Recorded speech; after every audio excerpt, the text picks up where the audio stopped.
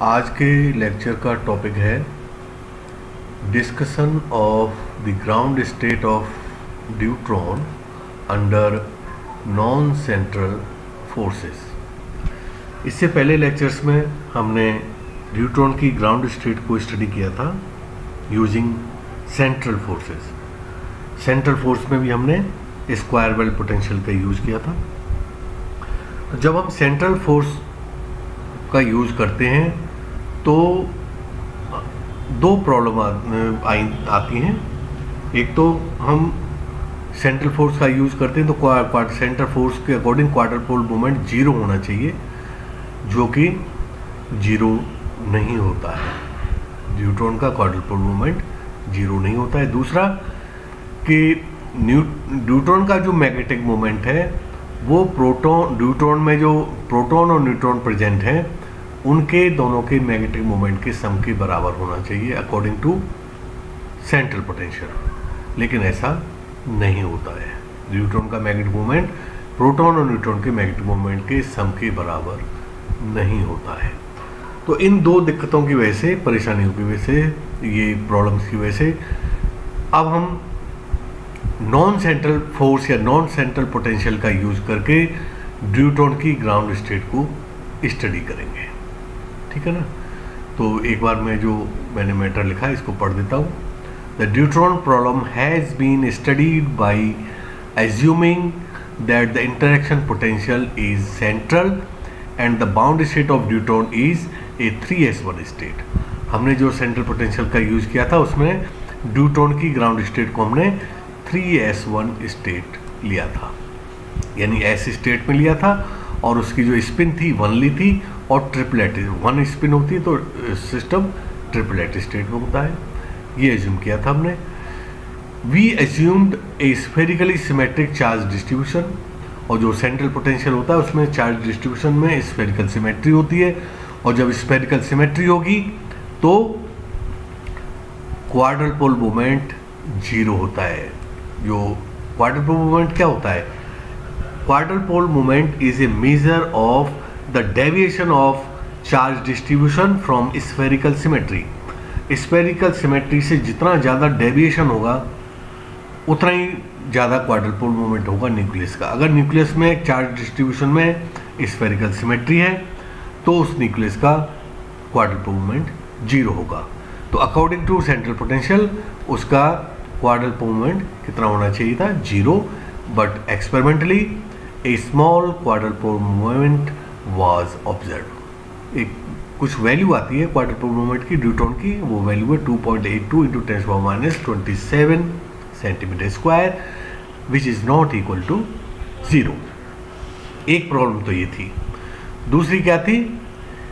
This implies that the interaction potential between a proton and a neutron is not purely central। इसका central potential होता तो Q की value कितनी होनी चाहिए थी? जीरो, लेकिन जीरो नहीं है। इसका मतलब ये हुआ जो न्यूट्रॉन में न्यूट्रॉन और प्रोटॉन हैं उनके बीच में जो पोटेंशियल लग रहा है या फोर्स लग रहा है वो प्योरली सेंट्रल नहीं है, कुछ ना कुछ उसमें पार्ट नॉन सेंट्रल पार्ट भी इन्वॉल्व है। इसी वजह से ये नॉन जीरो वैल्यू आ रही है। तो वही चीज़ मैंने याद की है। This implies that the interaction potential between A proton and A neutron is not purely central and the wave function is not spherically symmetric. Central potential होता है तो उसमें स्फेरिकल सिमेट्री होती है, पोटेंशियल जो वेव फंक्शन है spherically symmetric होता है। लेकिन चूंकि क्वार्टर पोल मोमेंट जीरो नहीं आ रहा, इसका मतलब जो पोटेंशियल लग रहा है न्यूट्रॉन प्रोटॉन के बीच में या जो फोर्स लग रहा है that force is not central, exactly not central. Some non central part is also involve. दूसरी प्रॉब्लम बताई थी ये न्यूट्रॉन की मैग्नेटिक मोमेंट की। The magnetic moment of neutron is not equal to the sum of magnetic moments of proton and neutron. So we assumed that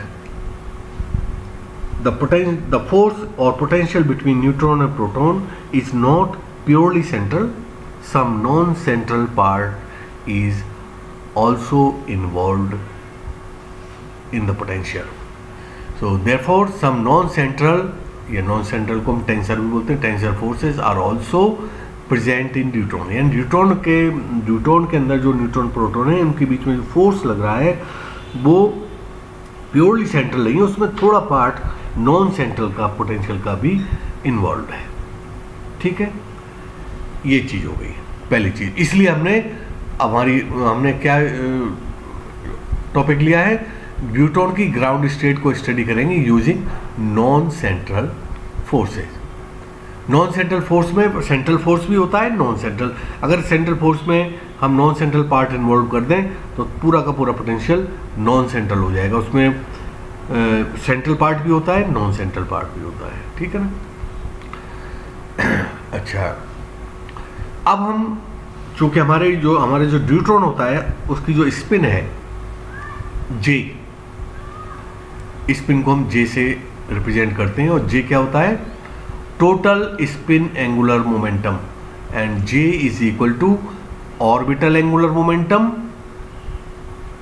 L plus spin angular momentum. इन दोनों का vector sum होता है जे. तो deuteron का जो spin, जब भी हम किसी न्यूक्लियस का स्पिन बोलते हैं तो वो जे होता है. इसकी यूनिट होती है एच क्रॉस. तो एच क्रॉस को तो जनरली यूनिट को बोलते नहीं, तो जो वैल्यू मैग्नीट्यूड है, जो न्यूमेरिकल वैल्यू उसको ही हम बोलते हैं, तो वो जे होता है. ये एस नहीं होता है. एस तो कहलाती इंट्रिंसिक स्पिन और ये होती है total spin off the nucleus. तो ड्यूट्रॉन का जो स्पिन है वो 1 होता है. तो ड्यूट्रॉन की स्पिन 1 के लिए हम एल और एस के डिफरेंट कॉम्बिनेशंस बना सकते हैं. यानी एल और एस की ऐसी कुछ वैल्यूज ले लें तो कई सारे कॉम्बिनेशंस एल और एस के बन जाएंगे जो हमें total spin J is equal to 1 देंगे. उसका जो फॉर्मूला है वो ये है. कैसे बनाएंगे, ये यहाँ पर जो एल की कुछ भी वैल्यू हो और एस की कुछ भी वैल्यू हो, तो एल और एस की उन वैल्यूज के लिए जे की क्या क्या वैल्यूज होंगी वो इस फॉर्मूले से निकालेंगे. कैसे निकालेंगे, ध्यान से समझना, इसको बहुत इंपॉर्टेंट है ये. एल की वैल्यू ले ली, कोई भी वैल्यू ले ली. एल की वैल्यू क्या हो सकती है, 0, 1, 2, 3, 4, कुछ भी हो सकती. 0 means S state, 1 means B state, 2 means D state, 3 means F state, इस तरह से. और चूंकि हमने क्या लिया, ड्यूट्रॉन लिया है, 2 न्यूक्लियन सिस्टम है. कैसा है, 2 न्यूक्लियन सिस्टम. तो जो न्यूक्लियन है इसमें प्रोटॉन और न्यूट्रॉन, उनकी स्पिन कितनी होती है, 1/2 और 1/2. Either their spins are parallel, या तो उनकी पैरेलल होंगी या एंटी पैरेलल होंगी. तो पैरेलल होंगी तो एस की वैल्यू 1 हो जाएगी, और एंटी पैरेलल होंगी तो एस की वैल्यू 0 हो जाएगी. तो एस की तो 2 ही पॉसिबल वैल्यूज है, आइदर 0 और 1. लेकिन एल की बहुत सारी वैल्यूज हो सकती हैं. ठीक है, तो सबसे पहले क्या करेंगे, हम कोई भी वैल्यू ले लो एल की और एस की. एल की वैल्यू तो हम 0, 1, 2, 3, 4 कुछ भी वैल्यू ले सकते हैं, और एस की वैल्यू 0 या 1, 2 में से कोई भी वैल्यू लेंगे. इससे अलावा कोई वैल्यू नहीं, क्योंकि हमारा जो सिस्टम है क्या है, 2 न्यूक्लियन सिस्टम है.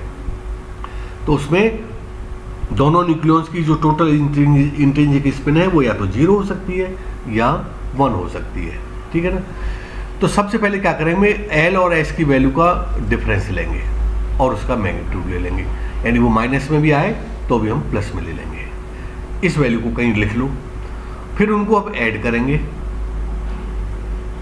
और उस वैल्यू को, वो चाहे प्लस में हो चाहे माइनस में हो, मैग्नीट्यूड ले लेंगे तो वो प्लस में हो जाएगी, उसको भी लिख लेंगे. अब डिफरेंस वाली वैल्यू से प्लस वाली वैल्यू तक हम एक एक का डिफरेंस लेते हुए चलेंगे. मान लीजिए ये डिफरेंस आता है, एल की वैल्यू 1 है और एस की वैल्यू 1 ले ली, मान ले फॉर एग्जांपल. अभी समझिए, एल की वैल्यू 1 है और एस की वैल्यू 1 है, तो डिफरेंस कितना हो गया, 0.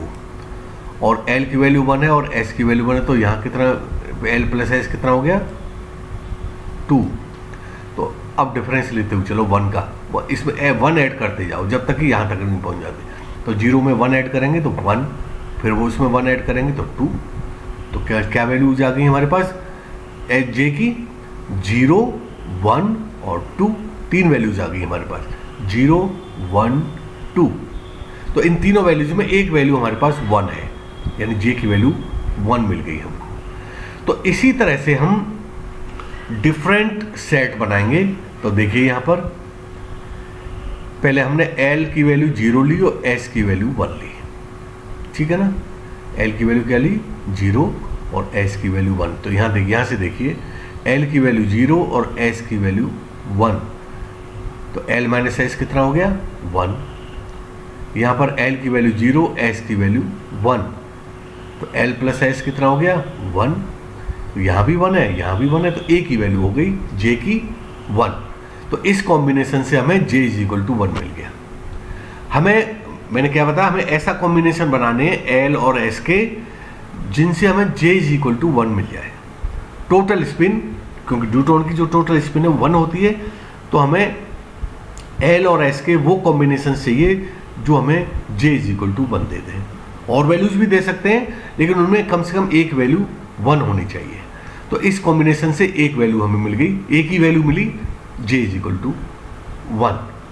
अब दूसरा कॉम्बिनेशन लीजिए, L इज इक्वल टू 2। अब मैंने 0 के बाद सीधा 2 ले लिया, तो इसको मैं बाद में बताऊंगा क्यों लिया है। तो L इज इक्वल टू 2 ले लिया, S इज इक्वल टू 1 ले लिया, ठीक है। तो L माइनस S कितना हो जाएगा 2 माइनस 1 इज इक्वल टू 1, और इधर कितना हो जाएगा L plus S 2 plus 1 is equal to 3। तो इधर हो गया 1, इधर हो गया 3। तो 1 से चले, एक ऐड किया 2, फिर एक ऐड किया 3, तो 3 वैल्यूज आ गई हमारे पास 1, 2, 3। तो उसमें एक वैल्यू 1 है हमारे पास, तो ये कॉम्बिनेशन भी पॉसिबल है, एक वैल्यू 1 हो गई है। अब यहाँ पर हमने आपको गया S की वैल्यू 2 होती है, तो 0 क्यों नहीं लिया। तो 0 इसलिए नहीं लिया, अगर 0 ले लेंगे हम तो 0 minus 0 is equal to 0, 0 plus 0 is equal to 0, J is equal to 1 नहीं मिलेगा हमको। इसलिए हमने यहाँ L 0 के साथ L S को 0 नहीं लिया। इसी तरह से यहाँ पर L2 के साथ S 0 नहीं लिया है। क्यों नहीं लिया है, S को 0 ले लो तो क्या हो जाएगा 2 माइनस 0 इज इक्वल टू 2, और 2 प्लस 0 इज इक्वल टू 2। तो इधर भी 2 मिला, इधर भी 2 मिला, तो एक ही वैल्यू मिली हमें J इज इक्वल टू 2। हमें क्या चाहिए J इज इक्वल टू 1। तो S की वैल्यू 0 पॉसिबल नहीं है यहाँ पर, उससे हमें फिर 1 नहीं मिलेगा, J इज इक्वल टू 1 नहीं मिलेगा। तो ये दो वैल्यूज तो ये हो गई, दो कॉम्बिनेशंस तो ये हो गई। अब लेते हैं तीसरा combination L is equal to 1। L is equal to 1 लेने से, और S इज इक्वल, पहले S इज इक्वल टू 0 लेते हैं। L इज इक्वल टू 1 और S इज इक्वल टू 0। तो L माइनस S कितना हो जाएगा 1 माइनस 0 इज इक्वल टू 1, और यहाँ 1 प्लस 0 इज इक्वल टू 1। तो इधर भी 1, इधर भी 1, तो यानी J की वैल्यू हमें 1 मिली, इसको 1 मिल गई। तो यानी ये combination J is equal to 1 दे देगा। अब आते हैं L1 के साथ S1, S की वैल्यू 1 ले ली, तो यहाँ पर क्या हो जाएगा 1 माइनस 1, यानी L minus S is equal to 0, और यहाँ पे L plus S is equal to 2। इधर 0 हो गया, ये पहले मैंने बताया था, J 0 हो गया, ये 2 हो गया।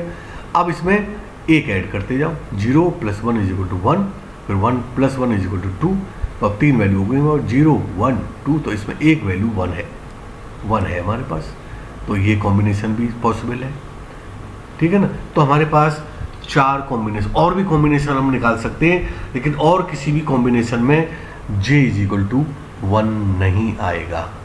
फॉर एग्जाम्पल, एक मैं एग्जाम्पल आपको, ये मैंने स्टार इसलिए लगाया था जिससे मुझे याद रहे कि एक ऐसा एग्जाम्पल दूं जिससे कि आपको लग जाए कि इन 4 कॉम्बिनेशन के अलावा और कोई भी कॉम्बिनेशन L और S का लगे हम, तो J इज इक्वल टू 1 नहीं आएगा।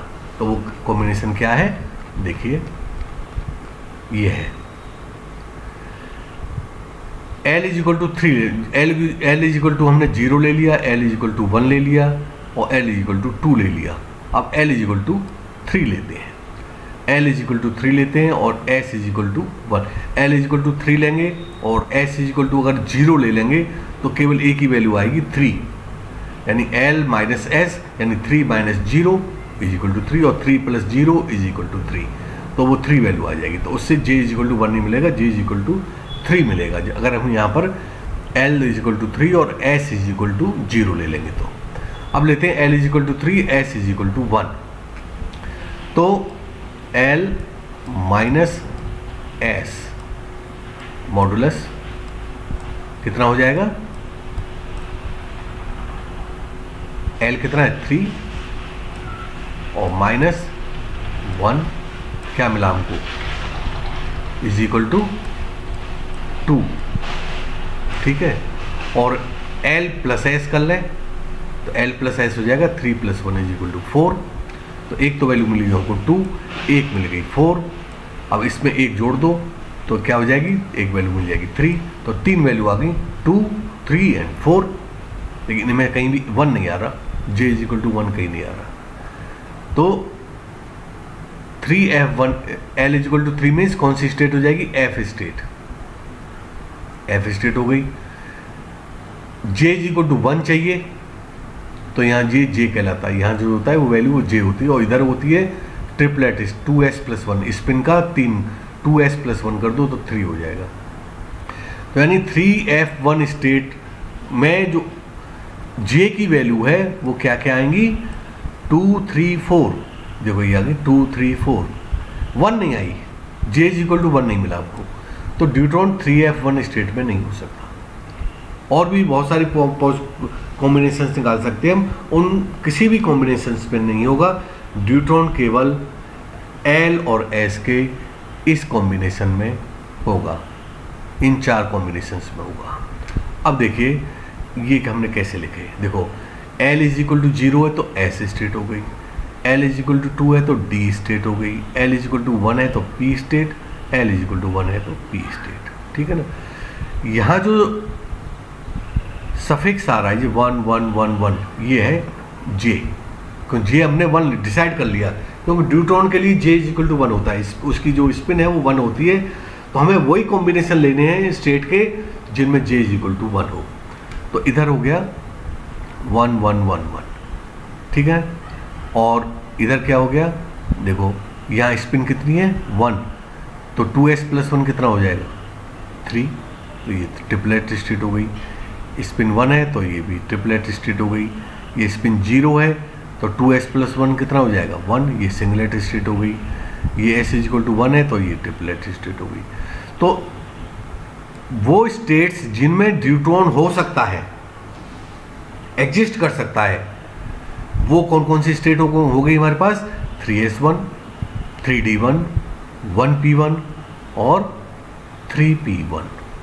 इन 4 स्टेट्स में जो अगर ड्यूट्रॉन होगा तो उसकी जो स्पिन है वो 1 होगी, तभी और 1 होगी। इसका मतलब ड्यूट्रॉन इन चारों स्टेट्स में से किसी भी स्टेट में हो सकता है। लेकिन चूंकि हमने स्टडी किया हुआ है कि 3s1 में जब हमने उसको लिया था तो जो ये वैल्यूज आई थी ये सही नहीं बैठ रही थी, यानी क्वार्टर पर मोमेंट 0 होना चाहिए था, ये दोनों ये ड्यूट्रॉन का मैग्नेटिक मोमेंट इन दोनों के बराबर होना चाहिए था, लेकिन ऐसा नहीं हो रहा था। इसका मतलब ये हुआ कि ड्यूट्रॉन किसी एक स्टेट के बजाय 2 स्टेट के कॉम्बिनेशन में रहता है, 2 स्टेट्स के बीच में रहता है, एक स्टेट में नहीं रहता, किन्हीं 2 स्टेट्स में रहता है। तो अब हम कौन कौन सी 2 स्टेट्स लें यहाँ पर, तो उसके लिए एक क्राइटेरिया होता है कि हम उन्हीं 2 स्टेट्स का कॉम्बिनेशन ले सकते हैं जिनकी पैरिटी समान हो, पैरिटी समान हो। तो इन दोनों स्टेट्स के लिए इसके लिए L की वैल्यू 0 है, इसके लिए L की वैल्यू 2 है। तो पैरिटी का फॉर्मूला क्या होता है, parity P is equal to bracket -1 की पावर L, ये फॉर्मूला आपने काफ़ी पढ़ा होगा। तो देखिए -1 की पावर 0 कर दें तो भी पॉजिटिव पैरिटी हो जाएगी, -1 की पावर 2 कर दें तो भी पॉजिटिव पैरिटी हो जाएगी। तो यानी ये दोनों स्टेट्स इवन पैरिटी वाली हैं, और ये दोनों स्टेट्स L इक्वल टू 1 कर देंगे यहाँ पर, तो पैरिटी कैसी हो जाएगी -1, यानी ऑड पैरिटी। +1 को हम इवन पैरिटी बोलते हैं और -1 को ऑड पैरिटी बोलते हैं। तो ये दोनों स्टेट्स इवन पैरिटी वाली हैं और ये दोनों स्टेट्स ऑड पैरिटी वाली है। तो हम अगर दो स्टेट्स का कॉम्बिनेशन भी लेंगे हम, तो इवन ऑड पैरिटी वाली स्टेट्स को कंबाइन नहीं कर सकते। इवन पैरिटी वाली स्टेट्स एक साथ रखेंगे, कंबाइन करेंगे, और ऑड पैरिटी वाली स्टेट्स को एक साथ रखेंगे। तो ड्यूट्रॉन, इसका मतलब ये हुआ कि ड्यूट्रॉन या तो 3s1 और 3d1 की कॉम्बिनेशन में रहता है, या वो 1p1 और 3p1 के कॉम्बिनेशन में रहता है। ठीक है ना। आगे का टॉपिक नेक्स्ट लेक्चर में।